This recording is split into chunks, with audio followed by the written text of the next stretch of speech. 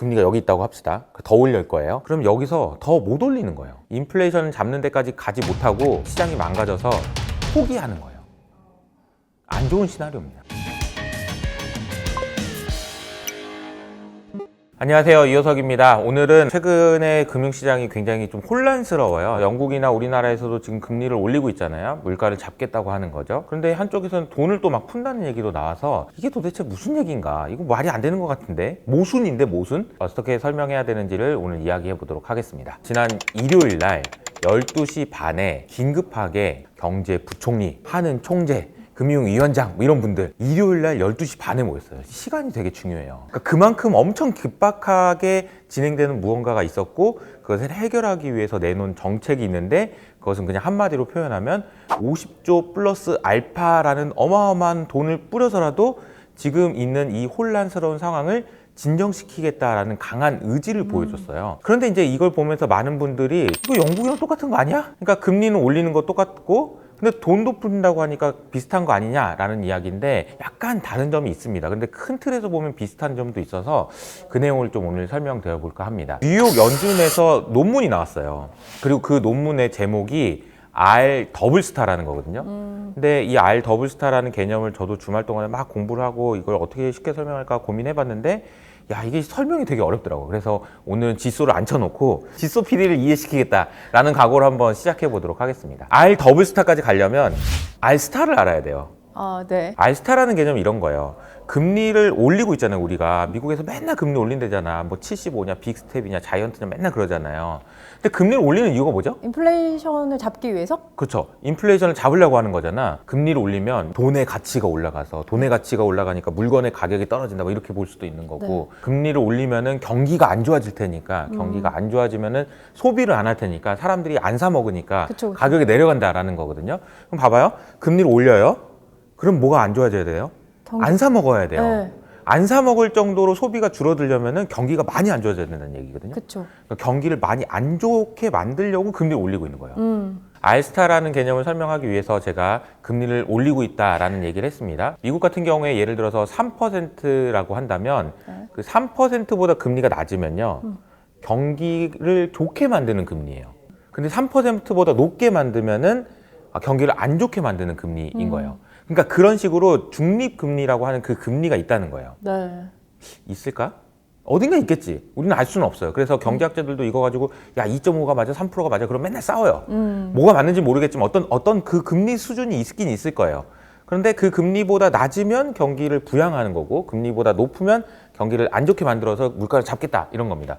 그러면 지금 연준이 해야 될 일은 뭐냐? 그 금리보다 높은 금리로 가야 되겠죠. 물가가 너무 높으니까. 그죠? 그래서 그 금리를 우리가 중립금리라고 합니다. 그러면 이 중립금리라는 것은 다시 다른 이제 전문적으로 설명을 하면은 인플레이션도 너무 심하지 않고 디플레이션도 너무 심하지 않게 만드는 어떤 그 중립적인 수준이라고 볼 수 있어요. 그러니까 평소에는 그 금리 있을 때 제일 좋죠.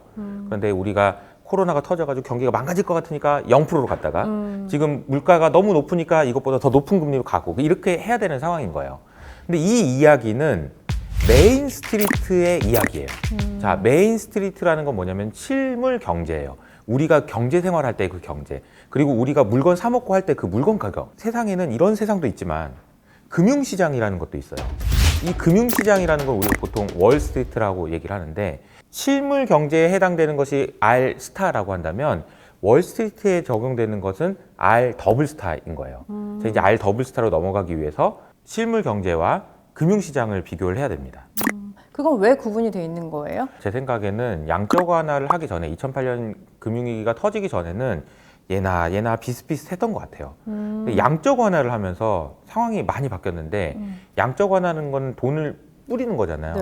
화폐의 가치가 떨어지잖아요. 화폐의 가치가 떨어지면 물건의 가격도 올라가고 자산의 가격도 올라가야 되는데 자산의 가격만 슝 올라가고 물건의 가격은 많이 안 올라갔어요. 그러니까 월스트리트의 크기는 엄청 커졌고 세상의 크기는 그렇게 안 컸다라는 거죠. 그래서 이게 괴리가 너무나도 커져가지고 굉장히 큰 문제들이 지금 생기고 있다라는 것이 양적 완화라는 것의 문제거든요. 그럼 또 다른 지표가 필요하게 됐다라는 개념인 건가요? 그렇죠. 원래는 비슷한 크기였으면 상관없을 텐데 실물 경제를 위한 기준금리, 중립금리가 R 스타, 원스타라면 R 더블 스타는 금융시장, 월스트리트를 위한 중립금리도 있는 거 아닐까? 라는 그런 개념에서 출발한 게 뉴욕 연준의 보고서예요. 그렇다면 이 R 더블 스타일은 우리는 어떻게 정의할 수 있냐면요. 금융시장이 망가지지 않게 만드는 금리 수준인 거예요.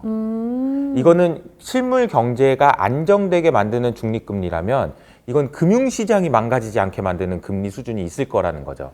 근데 그 금리 수준보다 높아지면은 금융시장을 망가뜨리는 거고요. 이것보다 낮으면은 금융시장을 더 가격을 올리는 금리가 될 겁니다. 그럼 이 두 개의 금리는 평상시에는 비슷해요. 비슷할 거예요. 그런데 위기 상황이 되면 어떻게 되냐면은 이렇게 됩니다.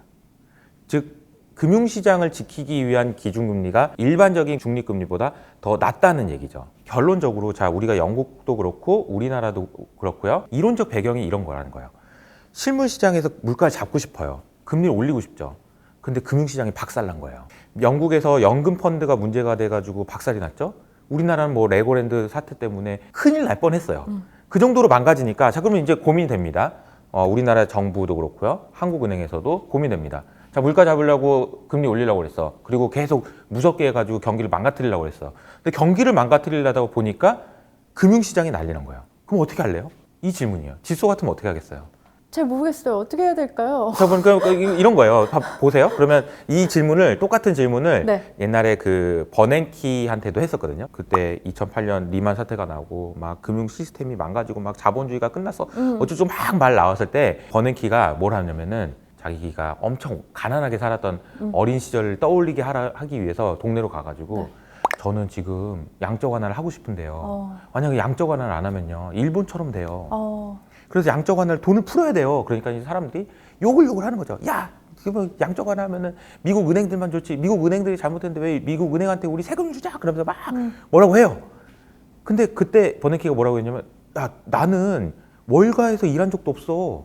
나는 그냥 교수하다가 지금 연준 의장하고 있는데 월가를 위해서 하는 게 아니야. 이거 안 막으면 이게 더 박살나. 라고 얘기하면서 양적 완화를 했거든요. 지금 똑같은 일이 일어나고 있는 거예요. 야, 이거 금리를 올리는 건 좋은데, 야, 이거 망가지면 다 죽어. 이런 거죠. 어쩔 수 없이 돈을 풀어야 되는. 돈을 또 풀어야 되는 거예요. 그러니까 저는 좀 이게 앞으로도 계속해서 풀 것 같아요. 그리고 우리나라처럼 유동성 공급을 해준다라는 신호를 보내줘야 되는 거예요. 제가 생각할 때 결론은 크게 두 가지입니다. 엄청 많이 오르든가, 엄청 많이 빠지든가. 이게 무슨 얘기냐면요. 그러니까 물가가 다행히도 돈을 막 풀었는데도 불구하고 경기가 더 안 좋아져가지고 물가가 다행히 내려오고 잡혔다. 그럼 완전 땡큐죠. 그러면 막 돈도 풀었겠다. 그냥 자산 가격 더 올라갈 겁니다. 그런데 만약에 물가가 안 잡힌다면 이 상황은 더 미궁속에 빠질 가능성이 높아요. 지난주 말에 어쨌든 미국 연준에서 금리를 이렇게 올리다가 올리는 속도를 이렇게 줄이려고 한다라는 이야기가 나오면서 주식시장이 지금 반등하고 있거든요. 네. 이런 흐름이 이어질 수 있습니다. 이어지는 건 좋은데 만약에 물가가 안 잡힌다 그러면 이 문제의 크기는 더 커진 상황에서 또 실망 매물이 나올 수 있어가지고 주가가 한 번 더 크게 빠질 수도 있겠다라는 생각이 들어요. 완전 새로운 시도예요. 즉 다시 말하면 제가 생각할 때는 2008년에 QE를 시작한 것만큼이나 큰 시도입니다. 왜냐하면 물가가 안 잡혔음에도 불구하고 언제든 금융시장이 문제가 생길 때 이렇게 돈을 뿌려주겠다라는 얘기를 아마 영국, 한국 말고도 다른 나라에서도 계속 하게 될 거예요. 사실상 일본도 지금 하고 있는 거예요. 그게 말씀하셨던 것처럼 영국이랑 사실은 지금 한국이 하는 거랑의 그냥 이론적으로만 들었을 때 제가 큰 차이점을 지금 체감하기가 좀 어렵긴 하거든요. 맞아요. 그러니까 조금 더 구체적으로 네. 들어가야 돼요. 차이점을 얘기하려면 영국이든 한국이든 정부와 중앙은행에서 신용 공급을 해주고 어쨌든 돈을 푸는 것에 가까운 이야기를 했어요. 그런데 영국은 직접적으로 영란은행, 중앙은행에서 채권을 샀습니다. 우리나라는 직접 채권을 산 건 아니에요. 금융기관들한테 니네들이 돈을 모아서 펀드를 만들어서 이걸 사주는 걸로 하는 게 어떻겠니? 뭐 이렇게 보강해 줄게. 상황이 되면 뭐 이런 식으로 이제 유동성을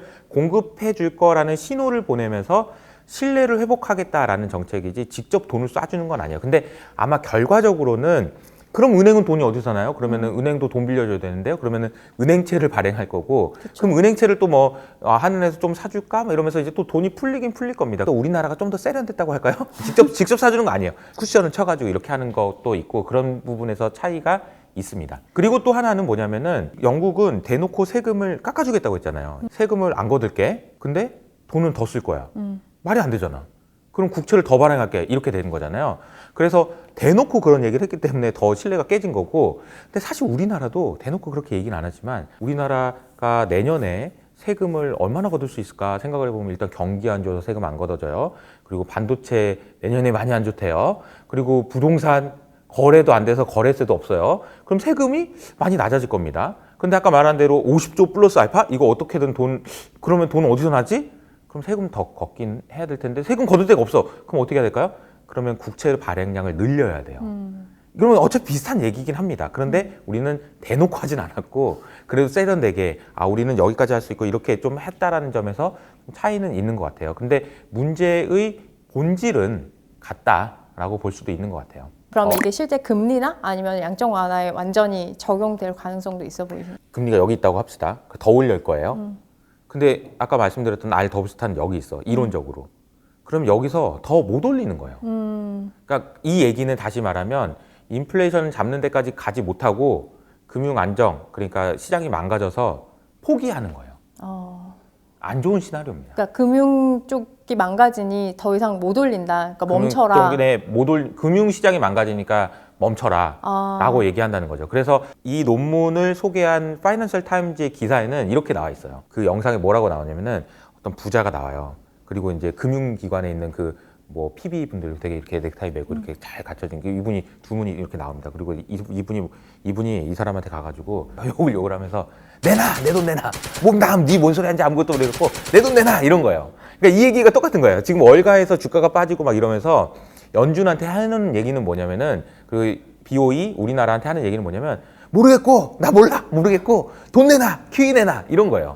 그러니까 이런 상황이 될 거라는 거죠. 지금 금융시장이 너무 망가지면서 그래서 금융시장이 망가지는 걸 받치기 위해서 많은 조치들이 아마 더 많은 나라들이 돈을 푸는 그런 결정을 할 수밖에 없지 않을까 저는 개인적으로 그렇게 생각하고 그것 때문에 연말까지 주가가 오를 수도 있고 안 오를 수도 있고 한데 그런 일들이 아마 계속 벌어질 것 같은데 진짜 다행히 물가가 잡혔으면 좋겠어요. 폴 월커 시대처럼 금리 20% 이런 가능성은 거의 희박하다고 봐야겠네요. 그러니까 1970년대에는 볼커가 막 금리를 이렇게 올려가지고 물가를 결국은 잡아냈는데 때려잡았죠.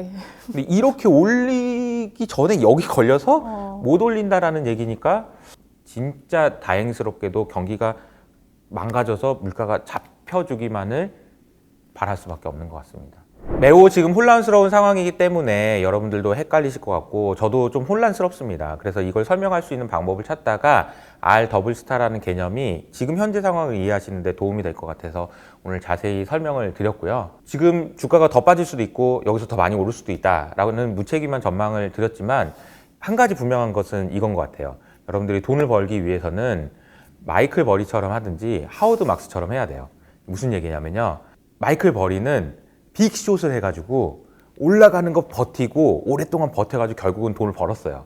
그리고 하워드 막스도 빅롱을 해서 주가가 빠지든 말든 버틸 수 있는 정도 수준에서 최대한 베팅을 해가지고 돈을 많이 벌었습니다. 둘 중에 뭐가 맞는지 모르겠지만 이런 혼란스러운 상황에서 살아남으셔야 된다는 게 너무나도 중요합니다. 꼭 생존하시고 계속해서 투자하시기를 응원드리겠습니다. 지금까지 이호석 아카데미였습니다. 감사합니다.